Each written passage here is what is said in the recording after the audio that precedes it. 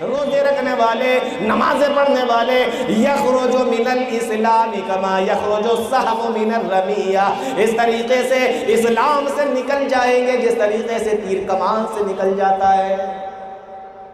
کیوں؟ نہ نماز کام آ رہی ہے، نہ روزے کام آ رہے ہیں، نہ قرآن کی تلاوت کام آ رہی ہے، اس لیے کہ انہوں نے قرآن کو اپنی عقل کے مطابق سمجھنے کی۔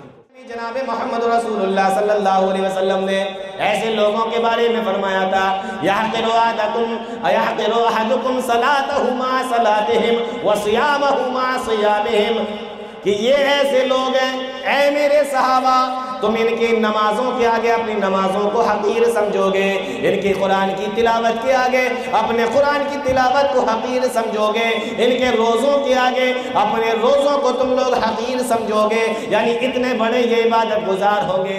مجھے حضرت علی اور حضرت امیر معاویہ کے اوپر 3 اعتراض ہیں، میرے ان اعتراض کا جواب دیا جائے۔ حضرت عبداللہ بن عباس نے کہا کہ ٹھیک ہے میں جواب دوں گا، لیکن پہلے ایک بات بتاؤ مجھے۔ کہا کیا؟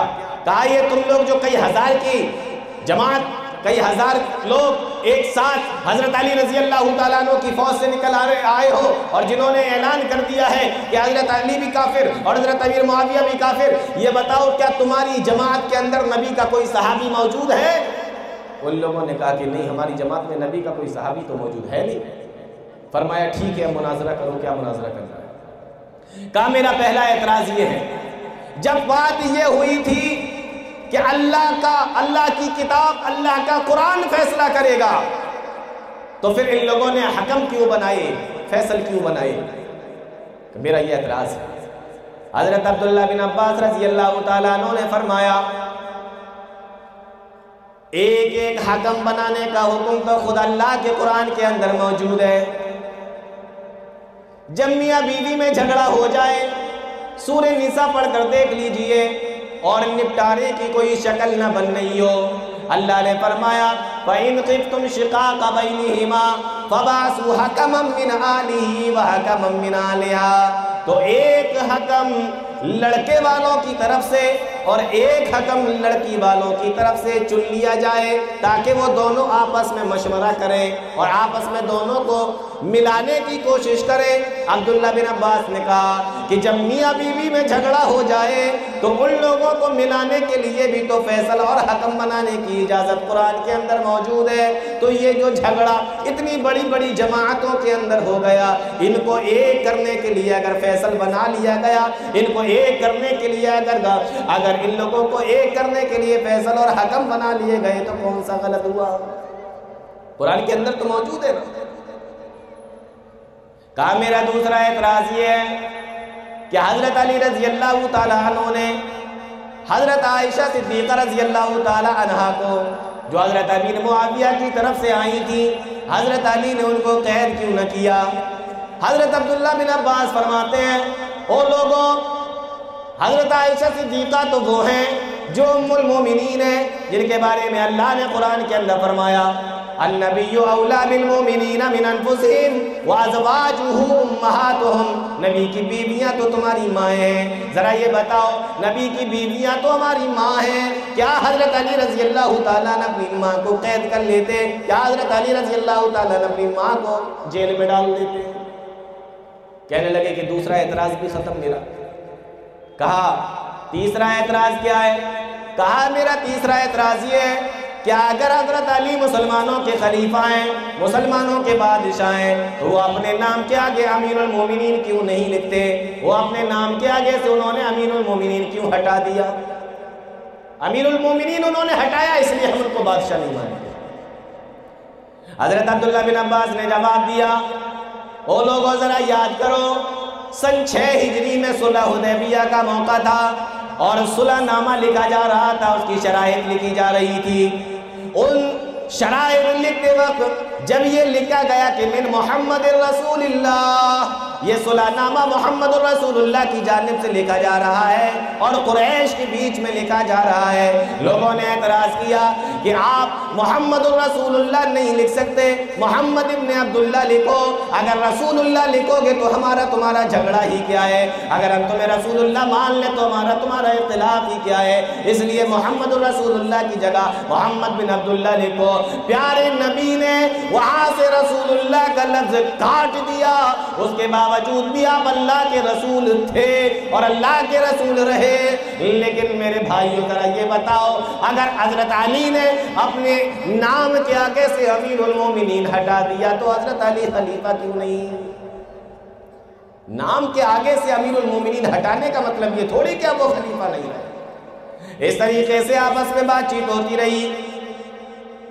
मुअर्रिखीन ने लिखा है तकरीबन 2000 खारिजी जो हजरत अली रजी अल्लाह तआला अन्हु की फौज से निकल कर गए थे, वो तौबा करके फिर से हजरत अली रजी अल्लाह तआला अन्हु की फौज में शामिल हो गए। और बाकी जितने लोग बचे उनसे जंग हुई, जिनको जंग नहरवान के नाम से याद किया जाता है। उस जंग के अंदर बाकी खारजियों को कत्ल किया गया। अल्लाह के नबी जनाब मोहम्मद रसूलुल्लाह सल्लल्लाहु अलैहि वसल्लम ने ऐसे लोगों के बारे में फरमाया था, यहक़िरु अहदुकुम सलातहु मा सलातिहिम व सियामहु मा सियामिहिम, कि ये ऐसे लोग हैं, ऐ मेरे सहाबा, तुम इनकी नमाजों के आगे अपनी नमाजों को हकीर समझोगे, इनकी कुरान की तिलावत के आगे अपने कुरान की तिलावत को हकीर समझोगे, इनके रोज़ों के आगे अपने रोज़ों को तुम लोग हकीर समझोगे। यानी इतने बड़े ये इबादत गुजार होंगे, रोज़े रखने वाले होंगे, कुरान की तिलावत करने वाले होंगे, लेकिन इनको कत्ल किया गया। क्यों? इसलिए कि इन्होंने कुरान और हदीस को अपनी अकल के मुताबिक समझने की कोशिश की।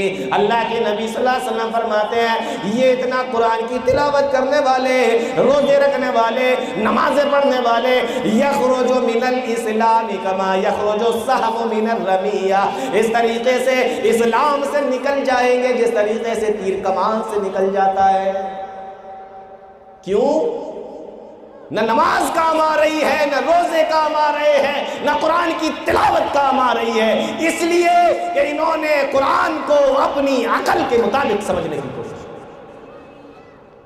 तो कुरान को हर कोई जैसा चाहे वैसे समझने की कोशिश करे, नहीं, हमें वैसे ही समझना है जिस तरीके से नबी के सहाबा ने समझा। हजरत इमाम मालिक रहमतुल्लाह अलैह का नाम आप लोगों ने सुना होगा। कुरान के अंदर एक आयत है, अर्रहमानु अलल अर्श इस्तवा, रहमान वो है जो अर्श पर मुस्तवी है। इमाम मालिक रहमतुल्लाह अलैह बैठे हैं और बाकी के जितने उनके साथी थे वो सारे के सारे बैठे हुए हैं, आपके शागिर्द भी बैठे हुए हैं। एक आदमी खड़ा हो जाता है और कहने लगा कि अल्लाह ने फरमाया कि अल्लाह अपने अर्श पर मुस्तवी है, जरा उसकी कैफियत बता दीजिए कि वो किस तरीके से। इमाम मालिक रहमतुल्लाह अलैह ने जवाब दिया, अल इस्तिवाउ मालूमुन वल कैफियतु मजहूलुन वस्सवालु अन्हु बिदअतुन।